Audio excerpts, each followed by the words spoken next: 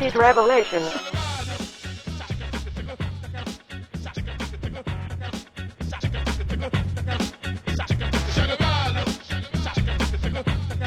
I'm Donald Trump, and I approve this message.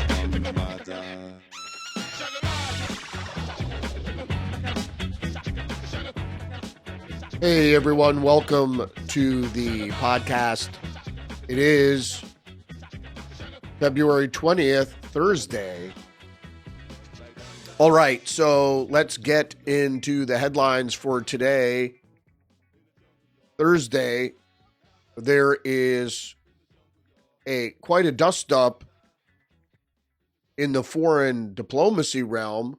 Trump is trying to get peace in Ukraine, and the West is defiant.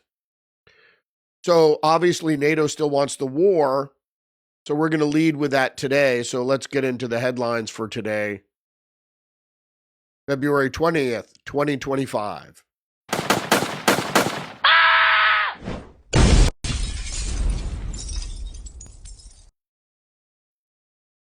So we're going to start with the New York Times.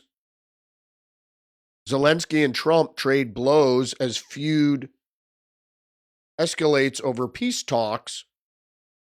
President Trump called Volodymyr Zelensky a dictator without elections after the Ukrainian president said Mr. Trump was in a web of disinformation created by Russia.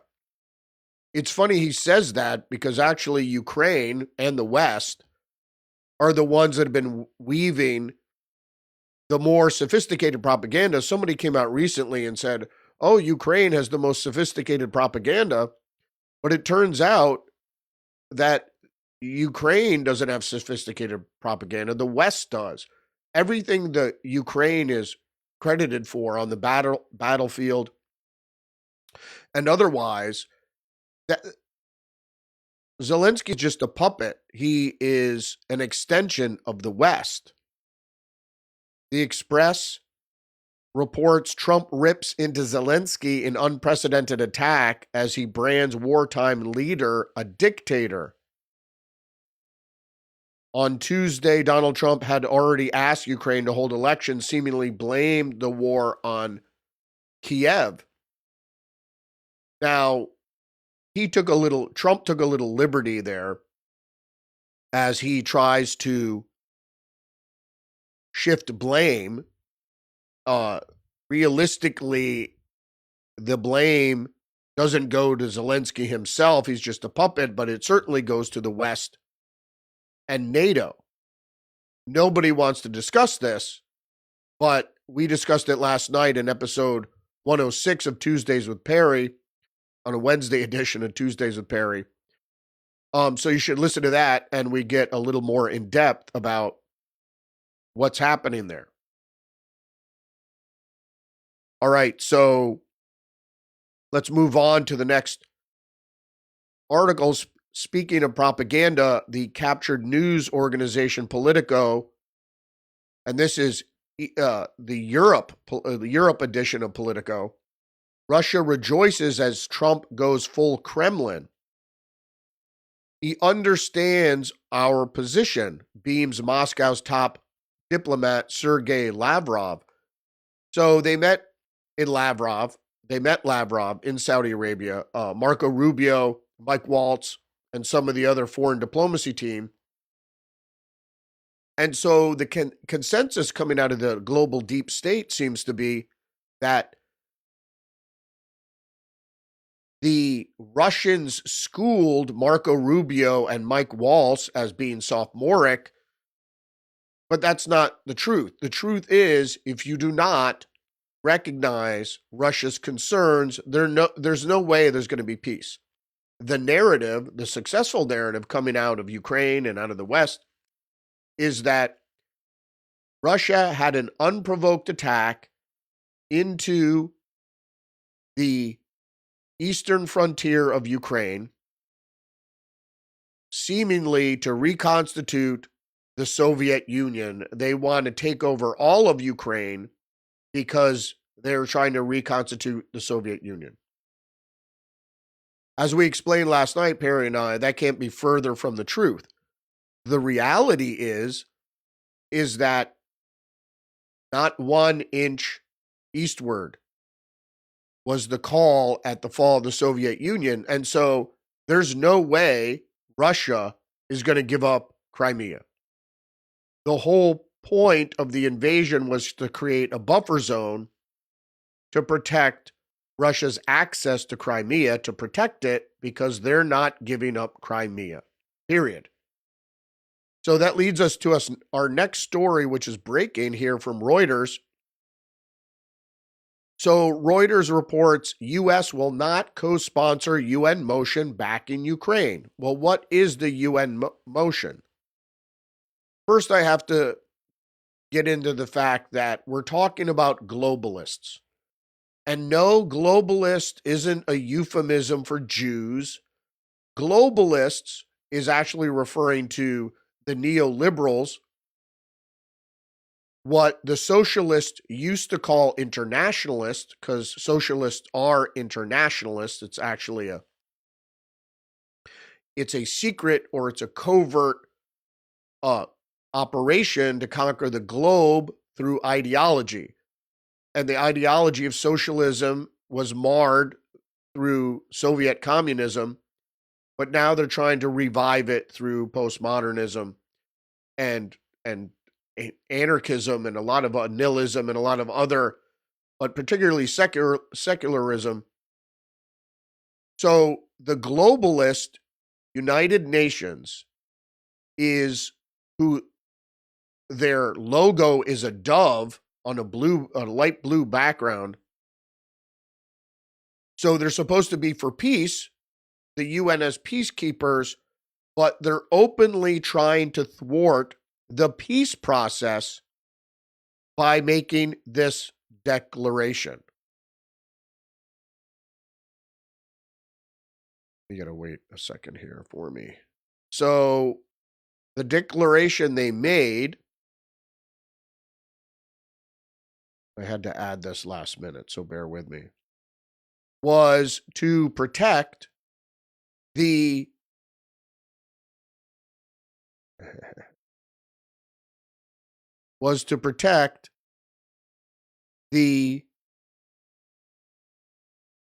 that's why. There it is. Excuse me. Was to protect the territorial integrity of Ukraine. Now, going back to what I just said, is that the territorial integrity of Ukraine is the sticking point. The red line is Crimea. So the draft UN General Assembly resolution condemns Russian aggression, backs Ukraine territorial integrity.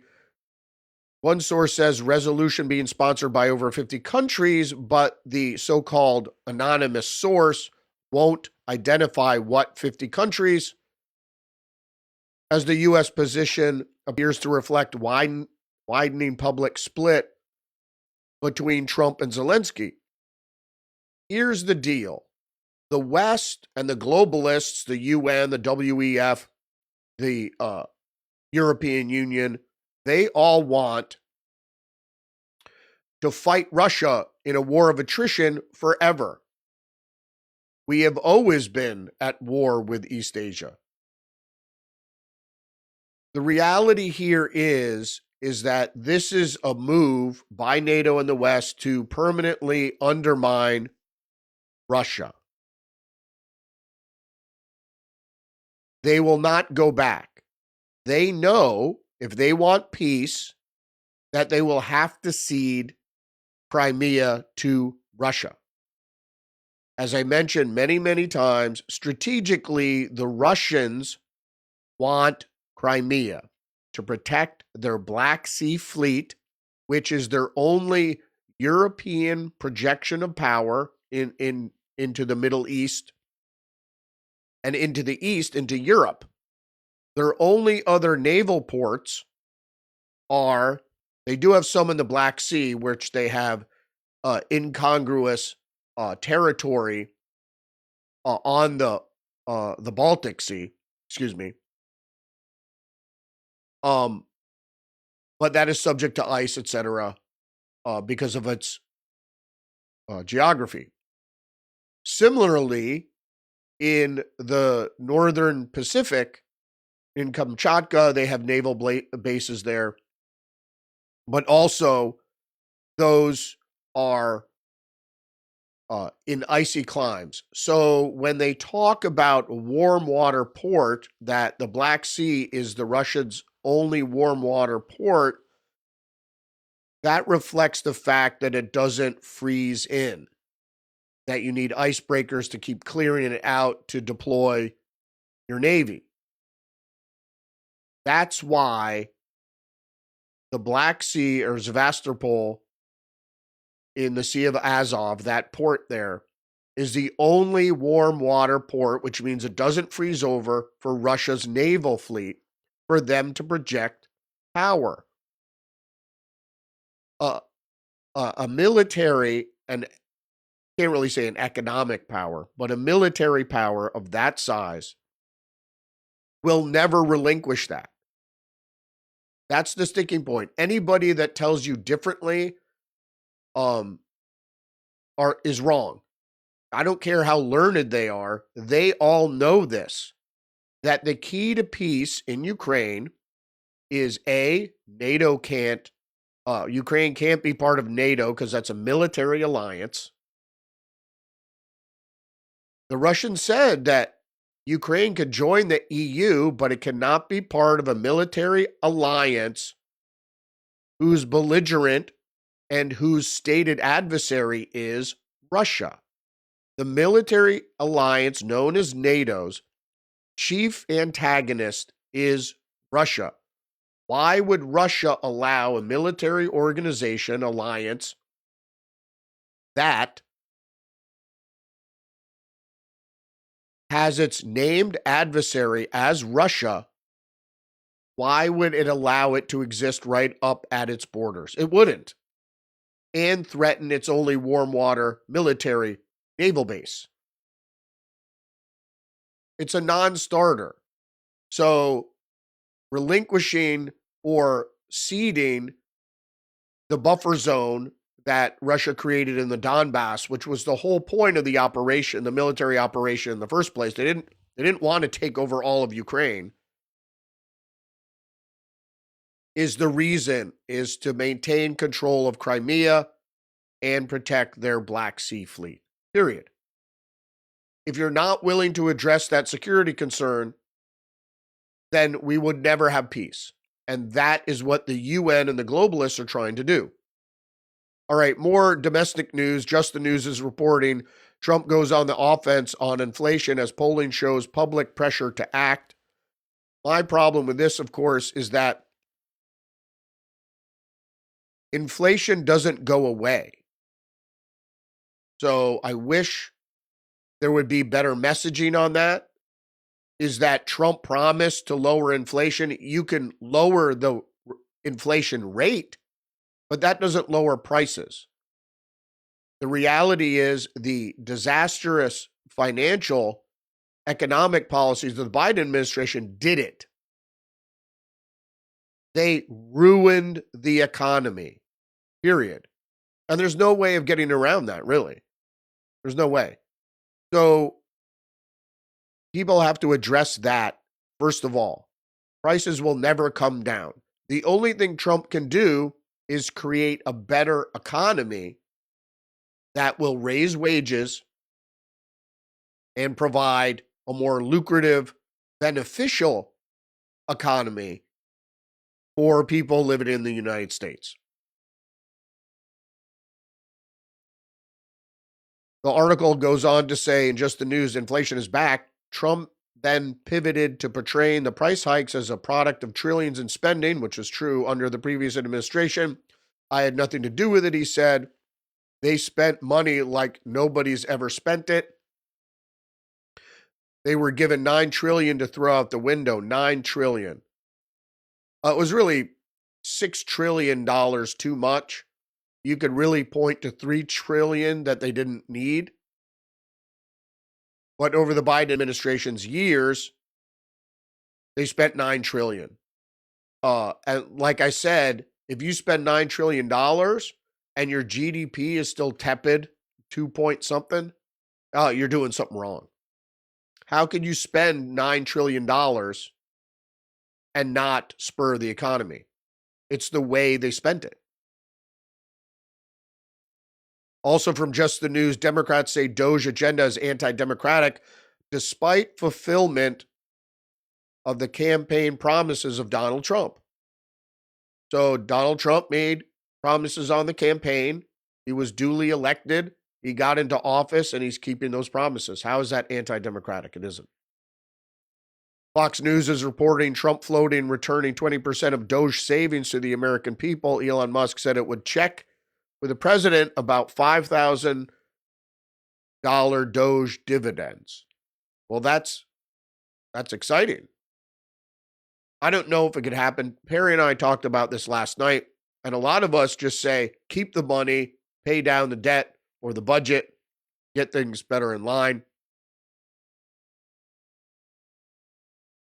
But you need to clean up the spending for sure.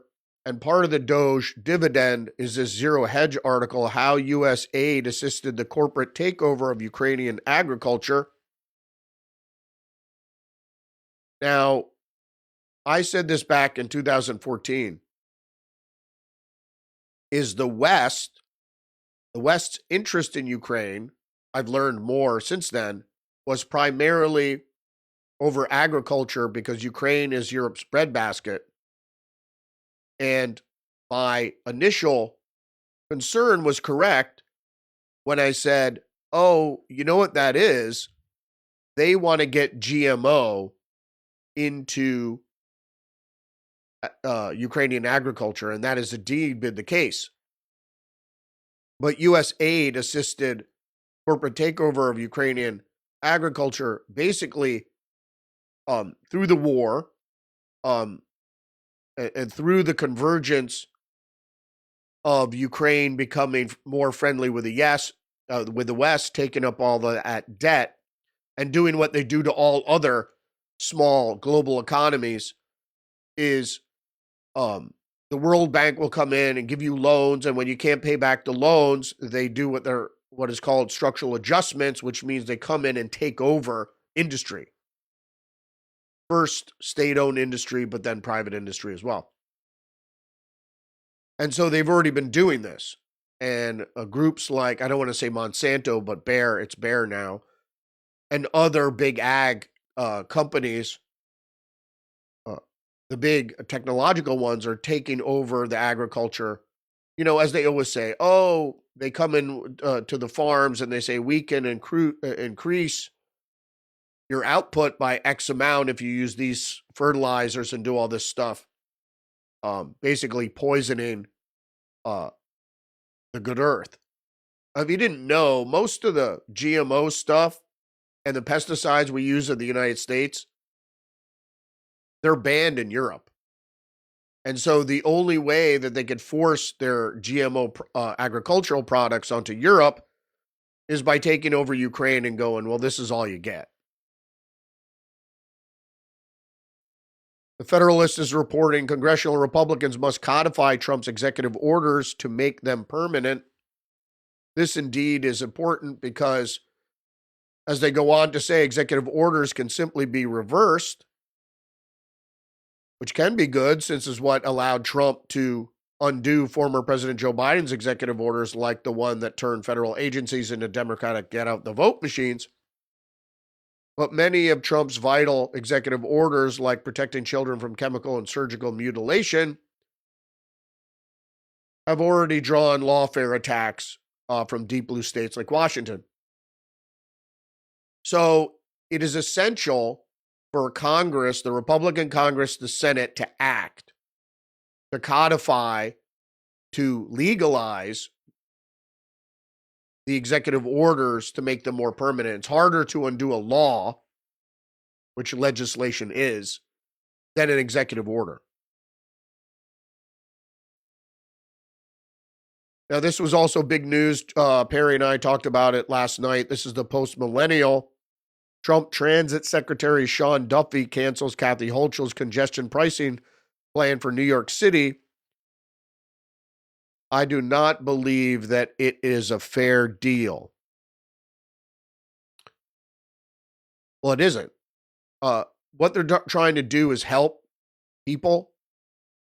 So when the state put in this congestion pricing, people just had to suck it up. But they're going to use really extortion to get Hochul to change her mind. I don't know if she will. It's a toll for most people that need to go into Manhattan to work. And it usually targets people that have to drive in,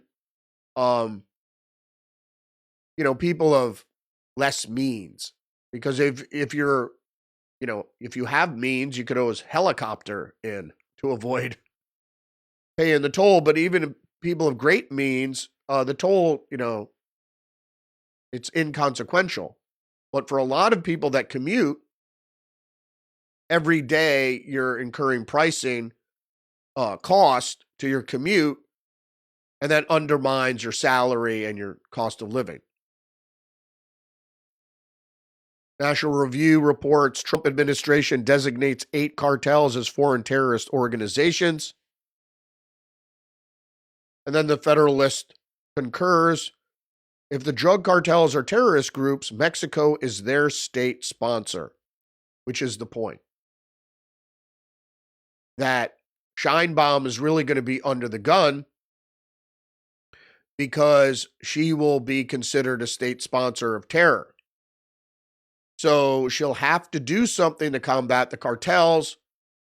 Trump said the United States is willing to help. I'm sure they will be. But the problem is obviously that the cartels control the border.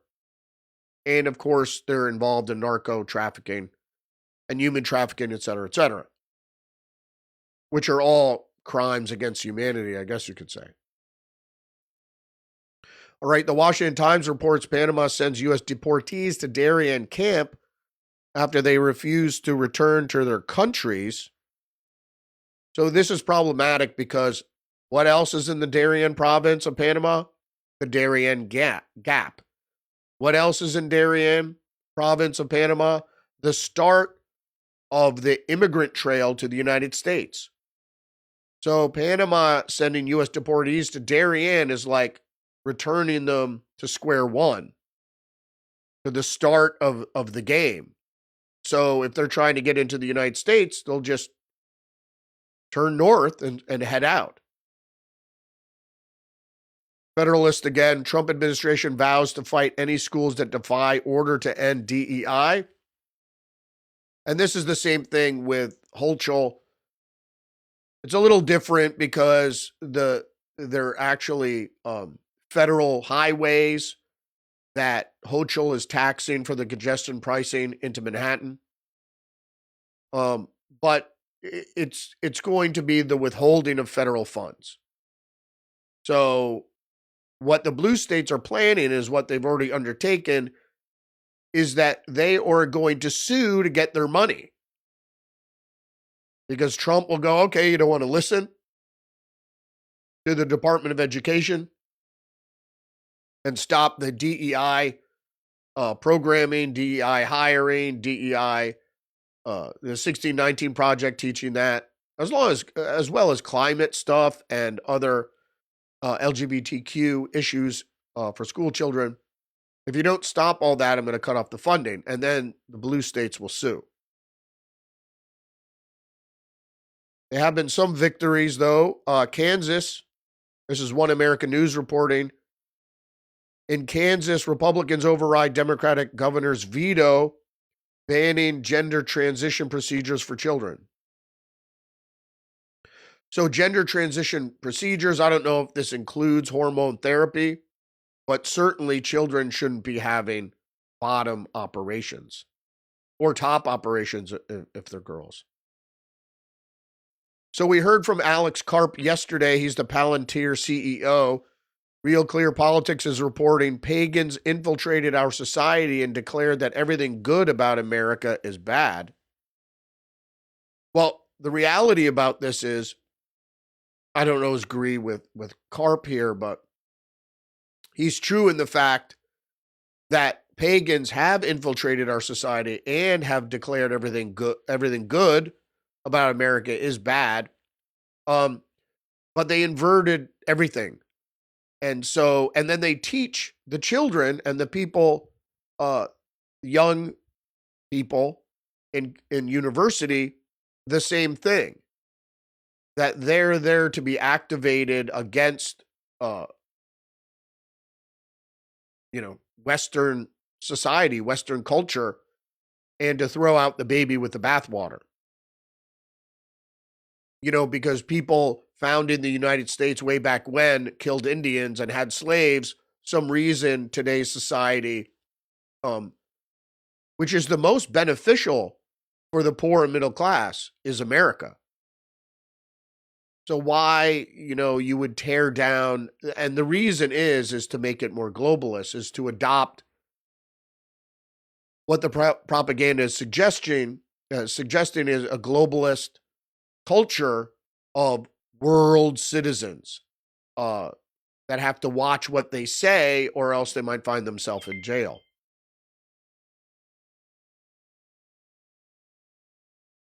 Next headline up is from the National Review. State Department reverses Biden-era directive that soft-pedaled China messaging. Well, what do they mean by this? As I've said, it's a State Department thing, which is great. So the federal government is going to take this on. But my issue here was not just the government, which is bad enough because they're basically pinkos. They're cozying up to authoritarian communist regimes. But also corporations do the same because they have the manufacturing there. So the corporate media, which is worse, they talk about China, but they don't say communist China. They don't think like the Communist Party is even an issue. And what the State Department has been doing is they quietly overhauled a Biden-era fact sheet containing language on China that partly reflected the previous administration's fear of inflaming anti-Asian racism. Yeah, not anti-communist concerns. The change reflected a deliberate rejection of former Secretary of State Antony Blinken's view that Washington policies toward and messaging about the Chinese Communist Party were linked to anti-Asian hatred. Not true. Last Thursday, the department issued an updated fact sheet that summarizes Washington's relationship with Beijing. One of the changes in the webpage now refers to the U.S. relationship with, quote-unquote, China instead of the People's Republic of China. And everybody knows anything about communist China knows it isn't a republic, and it certainly isn't the People's Republic. It's about as much a republic as North Korea, and North Korea is not a republic either. And this brings us to our next story here, also from the National Review. House Oversight investigating underreported foreign funding at American universities. Foreign funding. Is it France? Is it Ghana? Is it India? Who is funding the universities? Well, we know who's funding the universities. It's Communist China. And what do the Communist Chinese do? Like Fabian socialists, they infiltrate and try to subvert a cultural subversion or ideological subversion, active measures to undermine people's cohesion and thinking about what America is. And that leads us into the story that we last just reported on, is that people hate America. People who live here hate America, and they're taught to hate America, and they don't really know what they're talking about because, the grass is always greener, so to speak. But you go to other countries, you don't have the freedoms. And that's what America is about. And if you don't want freedom, you can go move to communist China. It's always like my wife watches that 90 Day Fiance show, and you see people go to like Muslim countries or Muslim communities, and they don't understand why they can't do certain things in public because that's the culture. Just because you can do it here in America doesn't mean it's going to be accepted other places. And it's vice versa. It's like the Slavic culture too has a problem with corruption. They just see it as part of business. The Federalist is reporting, use the Doge playbook to expose corporate activism destroying America.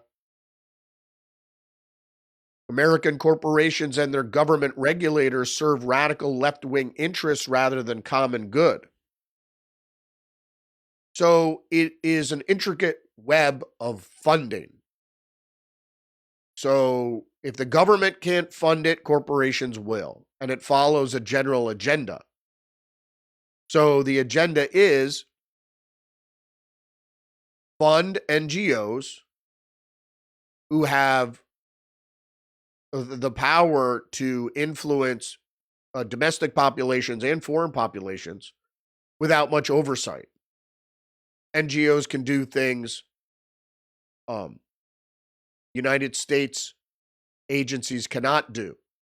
And as corporations like to do, hide the identity of corporate backers, etc. So an NGO that might be severe left-wing doing XYZ might get millions of dollars from a corporation, but for most lay people, they'll never know that. Going back to the story, odious behavior of the United States Agency for International Development, USAID, an agency that exists ostensibly to project soft power abroad, but that in actuality spends billions of taxpayer dollars each year to sustain a large network of subversive left-wing governmental organizations, non-governmental organizations, NGOs. The NGO archipelago serves, among other things, to advance the left's ideological agenda extra-legislatively and to afford its constituents stable employment and a degree of material comfort, neither of which they would, in a well-ordered society, be likely to obtain. So I like that phrase, the NGO archipelago. To advance the left's ideological agenda. So that's when we talk about the New World Order. We're talking about a left-wing ideological agenda. Because that's what it is. And it's covert for the most part. It's Fabian socialism. Otherwise known as incrementalism. So one step closer to their goals always. Switching gears here, so stay with me. The Telegraph is reporting in this column by Paul Du Quanoy,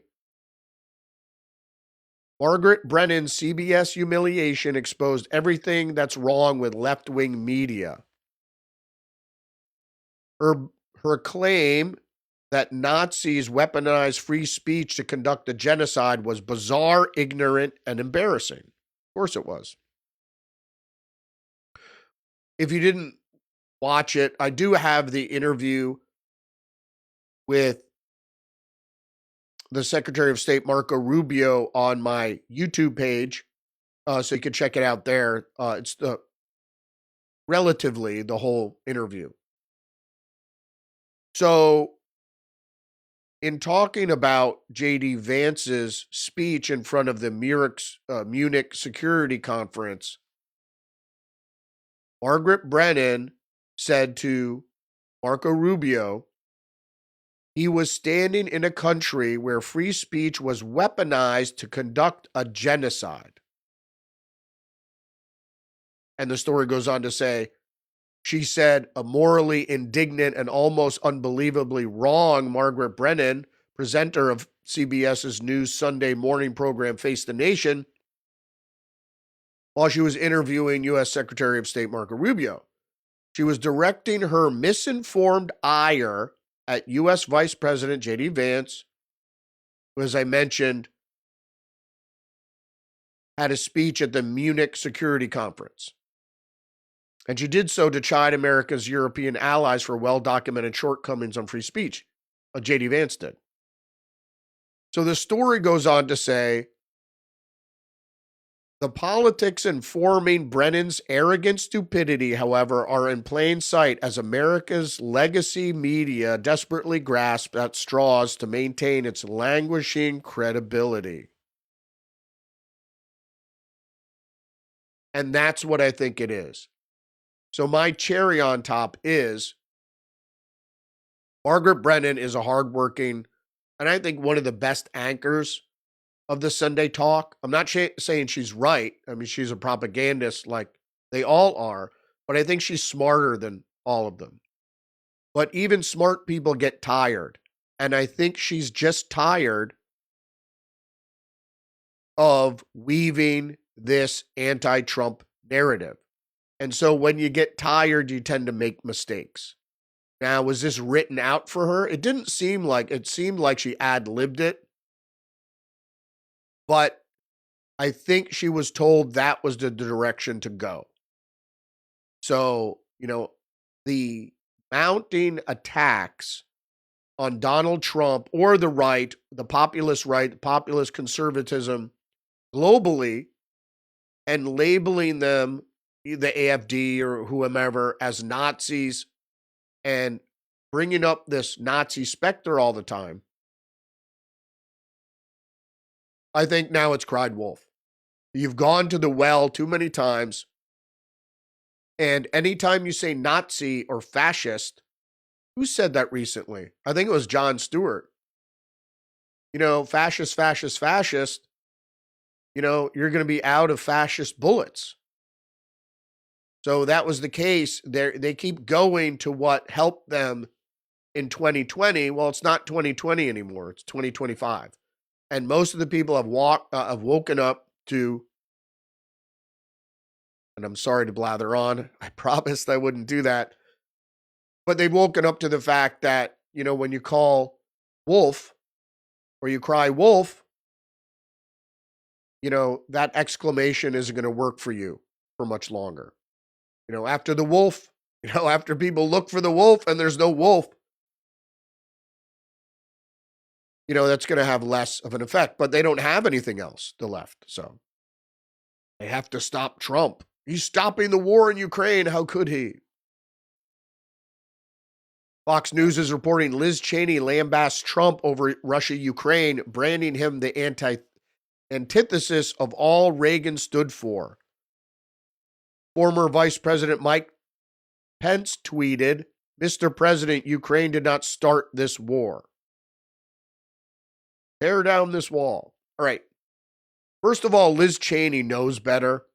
She's an idiot because Ronald Reagan was fighting the Soviet Union. So for most neophytes out there, the Soviet Union, which was a union of Soviet states, of communist states, and that communism was foisted upon them by Russia at the time that was communist. So ideologically, communism, or a structured economy, is the exact opposite, is the antithesis of a free economy or capitalist. Now, I don't like to use the word capitalist because the word capitalist is actually Soviet propaganda. They're the ones that started using it. So now you're proud to be capitalist, like proud to be an infidel. But I don't use the word capitalist. That just means free market. So free market, controlled market. That's the difference economically. So how do you have a controlled market? Well, you have to be authoritarian. or else you can't control the market. It's the same thing when you levy taxes, you have to collect those taxes. So otherwise, it's not communism, it's cooperativism, co-op. So you opt in to giving all your money to the state, so to speak. If it's not authoritarian, you have to willfully do it. Moving on to just the news, Democratic governor vetoes Arizona Republicans' plan for faster election results. And then the Federalist also hops on board. Thanks to Democrat Governor Katie Hobbs, Arizona's can keep expecting delayed election results. So this is the writing on the wall, which is she vetoed the bill that would have streamlined the counting of results because that is fraud. So she won fraudulently the governor's race, and then she presided over another stolen election just recently. So whether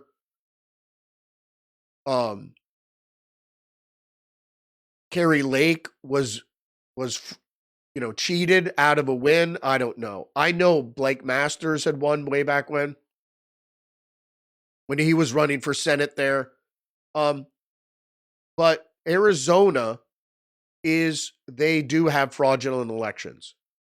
So I believe Carrie Lake lost illegitimately the governor's race. And if she was there, the state would have been cleaned up already. But the problem is the Democrats need that state.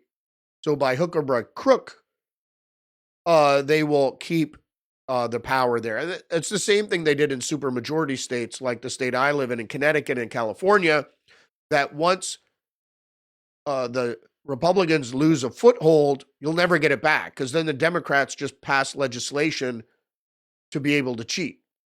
So you'll never get we'll probably never have another Republican governor in Connecticut. And, the Republican Party has become all but vestigial.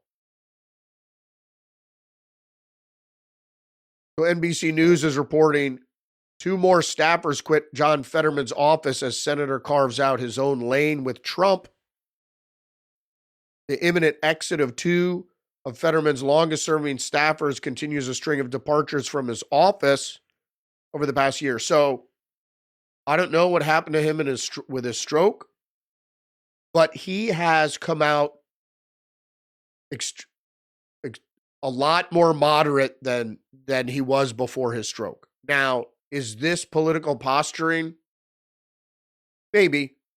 In either case, what we see is him taking the high road because he sees no path forward for the Democratic Party how it is now. And people are even speculating that it's going to split into 2 parties, an extreme progressive party and then a more moderate party. That may save the Democratic Party, but it's the longest. I think it's the longest lasting political party in the United States. I just don't believe in liberal economics. It doesn't work. So, do your research. The only people that like liberal economics is grifters. Because the more money you spend and the faster you spend it, the velocity, that creates wealth. Just the news again, Trump announces he will meet with Democrats for lunch next week. So he's playing the bipartisan game. I'm sure he's going to read them the riot act. And a big story here from the Wall Street Journal. Microsoft claims quantum computing breakthrough by creating new state of matter. Tech giants researchers say the advance could lead to vastly more powerful computers, and that's needed for AI. But the technology that they announce has existed for some time. So, but it's scary technology if you read into it. Creating a new state of matter is an antimatter. So, but they've known this for some time, but they didn't release it because the idea is scary. So I would watch this story because this is one of the things they hold on to disruptive technology till they're ready to unleash it, because the 5G has to be there, the robotics have to be there, the AI has to be there, and now you're going to unleash this supercomputer, super uber computer. Speaking of technology, the Telegraph is reporting, is AI making us less intelligent? Offloading our brains onto increasingly sophisticated tech risks damaging our ability to think critically. Indeed, smartphones make you stupid. Not just the boob tube. You need to exercise your brain. And so what is going to happen is reasoning is going to be offloaded to AI for most people, because there's one thing is that humans are compassionate for the most part, unless you're a psychopath, sociopath, and they're lazy.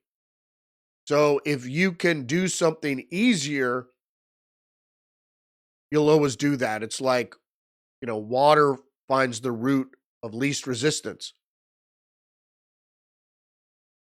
And then to end out the show here, Politico, Germany's left comes back from the dead, once written off as a party in terminal decline.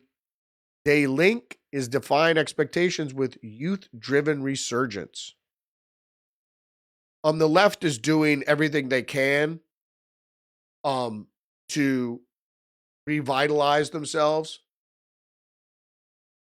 So this was from the European Politico, which is captured by the CIA, but they're trying to say, look, there's hope. There's hope here for the left. I don't think there's hope for the left. Thanks for joining me today. Don't forget to check out episode 106 of Tuesdays with Perry. Went up last night, a day late and $1 short. And remember, you're under attack psychologically and biologically. And don't forget to engage the channel, like, subscribe, leave a comment, and share the podcast. Thanks for joining me today. We'll see you tomorrow. Respect.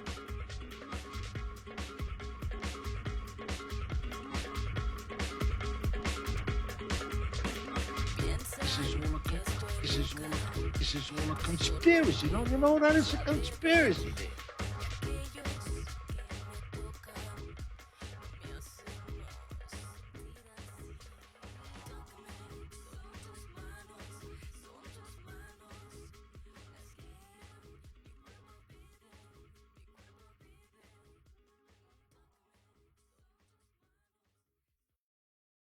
I'm an American. I have rights.